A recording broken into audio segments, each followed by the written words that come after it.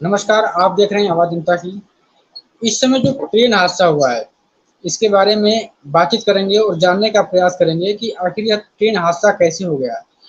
क्योंकि ये ट्रेन हादसा पहली बार नहीं है, ऐसे पिछले टाइम में कई बार हो चुका है। तो इस पे चर्चा करेंगे और जानने का प्रयास करेंगे कि आखिर ये कैसे हो रहा है।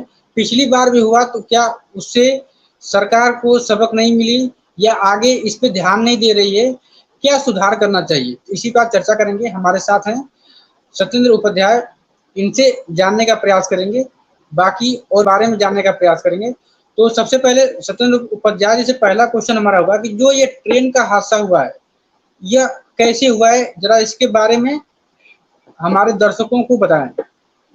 देखिए मनीष जी, उड़ीसा से बालमोर में जिस तरह से दो ट्रेनें आपस में टकरा गई, होता क्या है कि शुक्रवार को शाम 6:30 बजे हावड़ा से चेन्नई जा रही कोरोमंडल एक्सप्रेस, जो कि अपने लाइन से सही जा रही थी, लेकिन तकनीकी खराबी के कारण, या ये कहते हैं सिग्नल के फेल हो जाने के कारण, वो जो ट्रेन है अपने रूट से अलग हो गई।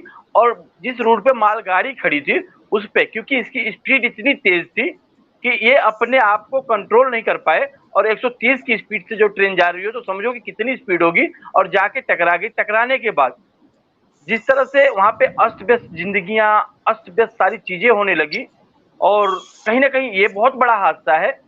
और इस हादसे के बाद जो चीख पुकार मचना शुरू हुआ, तब जाकर के वहां जो लोग थे वो राहत कार्यों के बचाव के लिए आए और बचाव शुरू किया, लेकिन काफी देर हो चुका था। अब इसमें सरकार पे लोग आरोप लगा रहे हैं कि सरकार फेलियर है। बहुत कांग्रेस के लोग तो ये कह रहे हैं कि रेल मंत्री को और प्रधानमंत्री को दोनों को असामयिक इस्तीफा दे देना चाहिए। लेकिन मैं इससे अलग मानता हूं, कहीं ना कहीं खामियां तो हुई हैं। और हम बात करते हैं, अभी आपने देखा होगा एक कवच सिस्टम की बात चली थी, उसको लेकर के काफी चर्चा रहा। बताया गया कि जब हर गाड़ी के अंदर लगेगा और गाड़ी को अगर कोई हादसा होने वाला हो तो उस सिस्टम उसको ब्रेक लगा देगा, और उससे काफी हादसे कम हो जाएंगे। लेकिन आज के टाइम में हम बात जापान की, अमेरिका की बुलेट ट्रेन की, हाई स्पीड की बात करते हैं। लेकिन क्या अगर यही चीजें रही तो हम उन चीजों में कामयाब हैं? कि जिस तरह से ये हुआ, हादसा हुआ है, जिसमें मुझे लगता है कि लगभग 300 लोगों की जानें जा चुकी हैं और हजारों लोग घायल हो गए।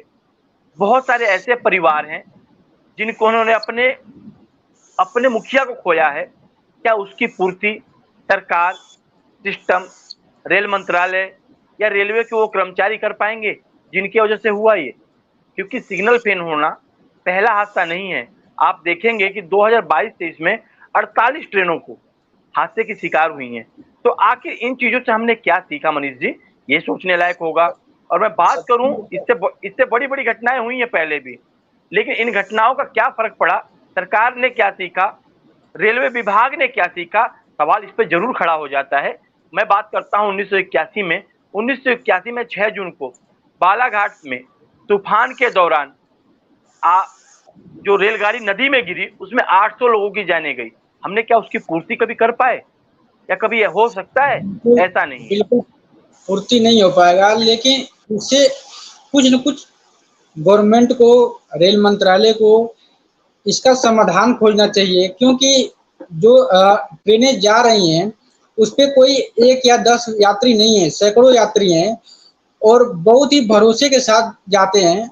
उस उसके ऊपर रेल मंत्रालय को जो उसकी व्यवस्था है, बार बार ऐसे हादसे हो रहे हैं, इसके ऊपर उसको ध्यान देना चाहिए। आखिर पिछली बार ऐसे कई हादसे हुए, उससे क्यों नहीं गवर्नमेंट सबक ले पाई, क्यों नहीं सीख पाई, रेल मंत्रालय ने क्यों नहीं उसके ऊपर ध्यान दिया? ये चर्चा का विषय बना हुआ है। इसके बारे में आप क्या कहेंगे? देखिए मनीष जी, मैं बता तो रहा हूँ कि 1995 में एक घटना घटती है उत्तर प्रदेश में। 20 अगस्त को कालिंदी एक्सप्रेस और पुरुषोत्तम एक्सप्रेस की आमने सामने की टक्कर होती है और 350 लोग मर जाते हैं। लेकिन उन मरे हुए परिवारों से आज तक हमने कुछ नहीं सीखा। हमने कभी उनकी सद्भावना नहीं दी। आखिर केवल मुआवजे के ऐलान से उस परिवार की पूर्ति हो सकती है क्या? सबसे बड़ा सिस्टम तो ये बना हुआ है। आज अगर विपक्ष सरकार को घेर रही है तो कहीं ना कहीं विपक्ष भी ठीक है। मैं मानता हूं कि जिम्मेदारी बनती है, और जिम्मेदारी उनकी नहीं, नैतिक जिम्मेदारी हम सभी लोगों की बनती है। और इन जिम्मेदारियों से हमने कभी सीखा क्या? क्या सीखा और क्या नहीं सीखा, ये सोचने वाला विषय है मनीष जी। नहीं, क्या ये मान सकते हैं कि रेल मंत्री की उनकी कोई रिस्पॉन्सिबिलिटी नहीं है, कोई जिम्मेदारी का काम नहीं कर पा रहे हैं, क्योंकि ये जो रेल मंत्री हैं, इतनी रेलें, इतनी व्यवस्था है उसकी, फिर भी उसकी जिम्मेदारी को, इतने लोगों की जिम्मेदारी उनके सर पे है, उसको नहीं समझ पा रहे हैं। क्या इसको नाकामयाबी समझे? देखिए, जिस तरह से बात अश्विन वैष्णव की हो रही है, क्योंकि रेल मंत्रालय उन्हीं के पास में है, बहुत सारे लोग उनके नामों को भी नहीं जानते आज के टाइम में, और बिल्कुल, बहुत सारे ऐसे लोग हैं जिनको लोग नहीं पता। तो मैं ये कहूँ कि वो ऐसा नहीं कि ठीक नहीं है, इंसान ठीक है, सोच ठीक है, सब कुछ ठीक चल रहा था, लेकिन अगर कोई हादसा होगा तो जिम्मेदारी तो लेनी पड़ेगी। मनीष जी, जिम्मेदारी उसी की होती है जो उस विभाग को देख रहा था और जो उसका मुखिया होता है। किसी परिवार में कोई घटना घटती है तो वो मुखिया जिम्मेदार होता है, तो उसको लेकर के कहीं ना कहीं जिम्मेदारी अश्विन वैष्णव जी की बिल्कुल है। और मुझे लगता है कि उनकी जिम्मेदारियों को हमें सोचना समझना चाहिए, क्योंकि सरकार पे जिस तरह से आरोप लग रहे हैं, सरकार को विपक्ष जिस तरह से घेर रहा है, ये काफी सोचने वाला विषय है। अगर सरकार इन्हीं चीजों को लेकर के, इन्हीं दुविधाओं को लेकर के, अगर जनता के बीच में 2024 का चुनाव आने वाला है और जाती है, तो लोग सवाल जरूर करेंगे कि आपने हमारे परिवारों को खोया है। हमने अपने परिवार को जब खोया तो उस समय सहानुभूति कहाँ थी? केवल मुआवजे से कुछ नहीं होता, क्योंकि मुआवजा तो एक लिमिट टाइम के लिए होगा, खत्म हो जाएगा। जिस घर का मुखिया जो कमा करके पूरे परिवार का पालन पोषण करता हो, अगर उसको हो जाता है, उसके बच्चों की पढ़ाई को लेकर के सवाल उठते हैं, उसके घर की गृहस्थियों को चलाने को लेकर के सवाल उठते हैं, तो इन सवालों का जवाब सरकार को देना होगा मनीष जी। ऐसा नहीं कि अपनी जिम्मेदारियों से ये सरकारें बच सकती हैं। रह गई बात ऐसी घटनाओं को कम हो, इसके लिए मैंने कहा ना कि एक कवच सिस्टम की बात चली थी, और 2009 में उसका ट्रायल भी हुआ था। 2019 में 2019 में जब उसका ट्रायल हुआ तो कुछ गाड़ियों में लगाया गया, बताया गया कि इस सिस्टम से ये होगा कि उस रूट पे कोई गाड़ी होगी, पहले ही ये सिस्टम उसको कैच कर लेगा और इंडिकेशन देना शुरू कर देगा और हादसों को टाला जा सकता है। लेकिन वो सिस्टम फेल नजर आया, यहाँ पे लोग फेल नजर आए। तो इन चीजों में हम कैसे कह सकते हैं मनीष जी कि आज देश सुरक्षित है? क्या हर क्या परिवार, जो छोटा आदमी क्या वो होता है, जिस परिवार की क्या वो सबसे कम इनकम हो, क्या वो जो सिस्टम था, कहीं वोट बैंक तो नहीं था? वोट बैंक बनाने के लिए वो सिस्टम एक बार दिखाया गया और एक झलक, और उसके बाद उसको लागू नहीं किया गया, बनाया नहीं गया, और फिर उसको लगाया ही देखिए, नहीं गया। नहीं नहीं, देखिए, वोट बैंक की बात तो मैं नहीं करूंगा, क्योंकि सरकारें वोट बैंक की बातें कर सकती हैं लेकिन जिंदगी से खिलवाड़ नहीं कर सकती। और जिस तरह से खिलवाड़ चल रहा है ये, जिस तरह से ये हादसे हो रहे हैं, इसमें केवल सरकार दोषी नहीं है, दोषी वो लोग भी हैं जो उस जगह पे कार्यरत थे, जो लोग वहां पे ड्यूटी दे रहे थे। आखिर ये इतनी बड़ी चूक हुई कैसे? 130 की स्पीड से गाड़ी जो है उसी रूट पे चली जाए जिसपे आपने ऑलरेडी एक गाड़ी खड़ी कर रखी हो, तो ऐसे में हादसा कहाँ होता होगा? क्योंकि टल कैसे सकता है? क्योंकि गलती तो यहाँ हुई है। अब इसमें सिस्टम की गलती है, इसमें उसका जो सिस्टम फेल हुआ उसकी गलती है, या उन अधिकारियों की गलती है जो लोग उस समय ड्यूटी पे थे? ये अभी जांच में पता लगेगा कि आखिर सबसे बड़ी दिक्कत आई कहाँ पे। सीबीआई की जांच मांगी, सीबीआई इसकी जांच करेगी। क्या आपको लग रहा है कि जो सीबीआई जांच करेगी इसके ऊपर पूरी तरह से कार्रवाई कर पाएगी?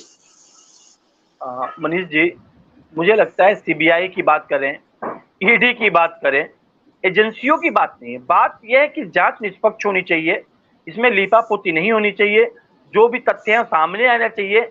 इससे क्या होगा कि आने वाले टाइम की जो ऐसी घटनाएं होंगी उनसे कहीं ना कहीं निजात पाया जा सकता है, सिस्टम को समझा जा सकता है।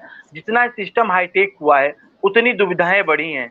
हम आज बात तो करते हैं जापान से बुलेट ट्रेन चलाने की, हम बात करते हैं जर्मनी, रसिया और यूक्रेन जैसे देशों की, लेकिन क्या आज भी भारत उस पायदान पे खड़ा नजर आता है आपको? सबसे पहले तो ये सोचना होगा। और रही बात बुलेट ट्रेन चलाने से, अच्छा है मैं देश की इन्हीं सिस्टमों को अगर सुधार दिया जाए, इनमें इम्प्लीमेंट किए जाए, तो काफी कुछ बदलाव हो सकता है मनीष जी, और मैं उसको आगे। एक सवाल उठता है कि जो यह घटना हुआ है, सरकार इसके लिए क्या आगे का प्लान बनाएगी कि ऐसी घटना ना हो? देखिए, क्या उसको बनाना चाहिए? क्या इसके ऊपर विचार करना चाहिए? हाँ, मैंने कहा ना, जो कवच सिस्टम की बात की इन्होंने, मुझे लगता है कि जितने भी ट्रेनें हैं उनके डब्बों में एक कवच सिस्टम लगाना चाहिए, जिससे कि कोई भी अगर ऐसा हादसा होता है उसे बचाया जा सके। सबसे पहला तो ये कदम उठाना चाहिए। रह गई बात सरकार पे आरोप लगाने की, तो सरकार पे जो लोग आरोप लगा रहे हैं, मैं सरकार पे आरोप तो नहीं लगा सकता, क्योंकि सरकार का काम सिस्टम को बनाना होता है, और उसको सिस्टम को जो है ना लागू करने का काम वहाँ पे जो स्टाफ रखा जाता है, जो लोग होते हैं, उनकी जिम्मेदारी होती है। तो इन जिम्मेदारियों को सीधा-सीधा नकारा जाए कि जो लोग उस एरिये में थे, जो कार्यरत थे, जो स्टेशन मास्टर से लेकर के बाकी लोगों पे, लोगों ने कहा उन पे गाज गिरेगी, वो बाहर हो जाएँगे, उनको और सस्पेंड कर दिया जाएगा। लेकिन आज भी फिर सोचना है कि अगला ऐसा हादसा ना हो, इसके लिए जो कवच सिस्टम की बात चल रही थी, ऐसे और यंत्र भी लगाने चाहिए, जिससे कि उस रूट पे कोई भी गाड़ी हो, कोई भी अगर होने वाला हो, तो उससे बचाया जा सके, उस इंडिकेशन आना शुरू हो जाए, और कहीं न कहीं हम अपने लोगों को सुरक्षित पा सकें। और जहाँ, क्योंकि रेलवे पे सबसे बड़ा नेटवर्क है हिंदुस्तान का, और इसमें बहुत सारे लोग, मुझे लगता है कि लाखों लोग पर डे सफ़र करते हैं, उनको कैसे उनके घरों तक सुरक्षित पहुँचाना होगा, ये ज़िम्मेदारी सरकार का और विभाग दोनों लोगों का मिला-जुला होना चाहिए। बिल्कुल ये ज़िम्मेदारी है, लेकिन ये ज़िम्मेदारी को पूरा नहीं कर पा रहे हैं। इनका नहीं, सिस्टम, मैं कंट्रोल सिस्टम ही फेल है। मनीष जी देखिए, तो क्या होता है, कभी-कभी होता क्या है कि हम हाईटेक सिस्टम की बात करते हैं, कभी-कभी नेटवर्क हाईजैक हो जाता है। आपने भी देखा होगा, बहुत सारी चीज़ें हैं, हम आप बात कर रहे हैं एक इंटरनेट के माध्यम से। कभी-कभी क्या होता है कि इंटरनेट ऐसा हो जाता है कि हम और आप दोनों आपस में तालमेल नहीं बना पाते, बात नहीं हो पाती। मुझे लगता है वही सिस्टम यहाँ पे हुआ, कहीं न कहीं सिस्टम फेल हुआ, जिसके वजह से सारी सिस्टमों को इग्नोर हो गया, और पता नहीं लगा कि इसको किस रूट पे डालना चाहिए, किस रूट पे जाना चाहिए, और वो उसी रूट पे चलेगी जिस पे वो मालगाड़ी ऑलरेडी खड़ी थी। रह गई बात यही सरकार के यही तो आरोप की। सवाल है कि कब तक ऐसे सिस्टम फेल होते रहेंगे। मनीष जी, सिस्टम फेल होना ना होना वो सरकार की ज़िम्मेदारी नहीं है, उन अधिकारियों की ज़िम्मेदारी है, उनकी नैतिक ज़िम्मेदारी है, उनको ज़रूर इस बात को सोचना चाहिए। कहीं न कहीं जो ये जाने गई हैं, इससे पूरे देश के लोगों की संवेदना है, क्योंकि जिन लोगों को खोया गया, उनको वापस नहीं पाया जा सकता।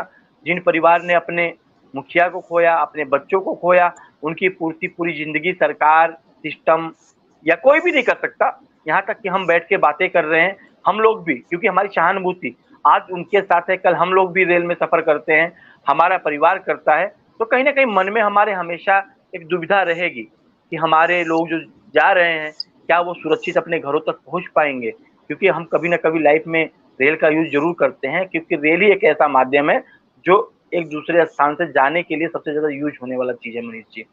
रह गई बिल्कुल, बिल्कुल। जो आरोप-प्रत्यारोप की बातें, तो विपक्ष का काम होता है सरकार को घेरना, और सरकार का काम होता है बचाव करते हुए अपने आने वाले टाइम के लिए ऐसी घटनाएँ ना घटें, इसके लिए सिस्टम को बनाना, उस सिस्टम के माध्यम से अपने आज की जो लोग हैं उनकी ज़िंदगियों को सुरक्षित रखना, क्योंकि सरकार को लोग अगर वोट करके सरकार को बनाते हैं, बैठाते हैं, तो वो ज़रूर सोचते हैं कि जो उनकी मूलभूत सुविधाएँ हैं, वो उनको मिले, वो लोग सुरक्षित हों, तो ही सरकार का फ़ायदा है, वरना कोई फ़ायदा नहीं होता मनीष जी।